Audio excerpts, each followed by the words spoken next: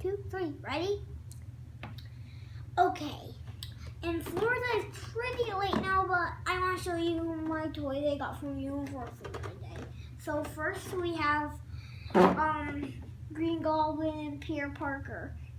Peter Parker looks like he's getting taken by Green Goblin. And if you look at the back, you can get Venom also and Nightcrawler also. Nightcrawler is from the X-Men where Wolverine works.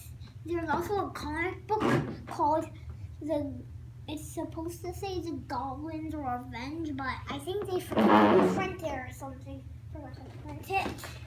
Now let's open this up.